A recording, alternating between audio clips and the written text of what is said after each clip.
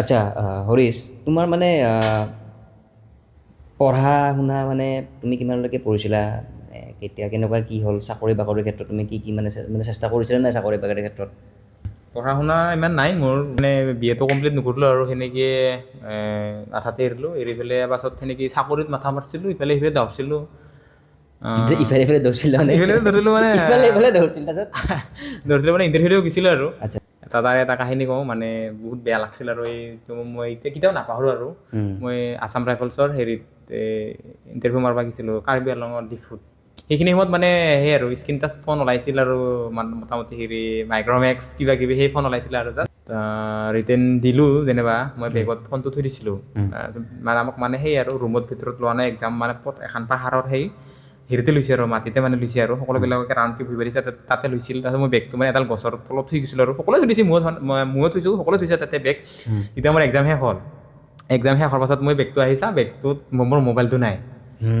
তাৰপাছত মই মোবাইলটো কিমান কষ্ট কৰি কিনিছোঁ সেইটো মইহে জানো। তাৰমানে কিমান কষ্টত কিনিছোঁ, মানে মোবাইলৰ কিনাৰ কাহিনীটো নকওঁ বাৰু, কিন্তু যেতিয়া মোৰ মোবাইলটো মানে নাই বেগত, তেতিয়া মোৰ মানে এনেকা বুকুত বহুত সেই লাগি গৈছে, মানে বহুত সেই বেয়া লাগি গৈছে। তাৰপাছত মই ক'লোঁ আছাম ৰাইফলছৰ অফিচাৰ দুজনে ক'লোঁ, ছাৰ এনেকা মোৰ বেগৰ পৰা মোবাইলটো নোহোৱা হ'ল, আপোনালোকে পাৰে যদি প্লিজ চেক কৰি দিয়ক, আৰু কোনোবা যদি লৰাই লৈছে একবাৰ চাই দিয়ক। তাৰপাছত কৈছিল আৰু ছাৰ দুটাই, ইয়াৰ মোবাইলটো যদি কোনোবাই লৈছা বা ভুলতে পাইছাও ইয়াক ৰিটাৰ্ণ কৰি দি, আমি কিন্তু যদি হেন বিচাৰি বা যাৰ হাতত পাওঁ আমি কথাটো কিন্তু বেয়া হ'ব সেনেকৈ কৈছিল। পাছত মোটামুটি 2 ঘণ্টামান গোটেই আমাৰ কি কয় ৰিটাৰ্ণ দিব যোৱা ষ্টাফটোক বহাই থৈ দিছে।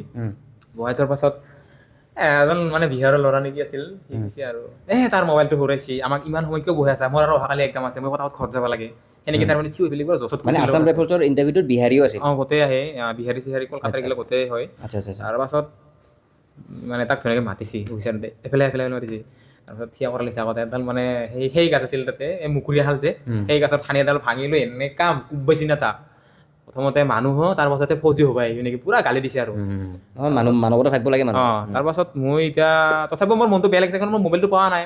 এতিয়া মই ঘৰত ফোন মাৰিব নোৱাৰোঁ, কি কৰা যায়, মোৰ পূৰা বেয়া লাগি আছে। তাৰপাছত মই মানে ল'ৰাবিলাক গোটেই আহিবই দিল, তাৰমানে নাপালোঁ, তুমি বেয়া নাপাবা সেনেকৈ ক'লে আৰু ছাৰ দুজনে ক'লা। তাৰপাছত মই আগত আহি পেলাই গেটত আহি পেলাই কৈছিলোঁ, পুলিচ আছিলে, দুটা অফিচাৰ আছিলে, এটা বাইদেউ আছে, তাহাঁতক ক'লোঁ এনেকা আমাৰ মোবাইলটো হেৰাইছে, আপুনি চাই দিয়ক কৈছিলোঁ। তাৰপিছত আৰু মোৰ এইখিনিত বিৰাট বেয়া লাগছে। অফিচাৰজনে মোক কৈছে নেকি, তুমি ইমান দামী মোবাইল ইণ্টাৰভিউ দিব কি উলিয়াই আনিব লাগে, সেনেকৈ কৈছিলে মোক। কমচে কম ছাৰে ক'ব পাৰে এনেকা মোৰ চিটুৱেশ্যনটো কৈছোঁ যেনিবা এনেকা হৈছে, কমচে কম সেই ল'ৰাকেইটা ক'ব পাৰে যে কোনোবাই ইয়াৰ মোবাইল যদি পাইছা বা লৈছা ইয়াক ঘূৰাই দি সেনেকৈ ক'ব পাৰে। কিন্তু তুমি ইমান দামী ফোনটো ইয়াতে কি উলিয়াইছা, ইমানো দামী ফোন নহয়, কিন্তু মোৰ কাৰণে সেইটো বহুত দামী, আৰু সেইটোৱে মাত্ৰ মোৰ একমাত্ৰ ফোন যিটো লৈছোঁ, মই সেইটো নিকি ফোন লৈ যাম। তাৰপাছত সেইখিনিত মোৰ বহুত বেয়া লাগছে, আৰু মানে ছাৰে সেনেকৈ কোৱাত মোৰ বেছি বেয়া লাগিল। তাৰপাছত মই মানে এতিয়া ঘৰত ফোন মাৰিব ফোন নাই, কি কৰা যায়, এনেকৈ পূৰা টেনশ্যন আৰু পূৰা কান্দি তাৰ পৰা মানে ষ্টেচনত ৰেল ষ্টেচনত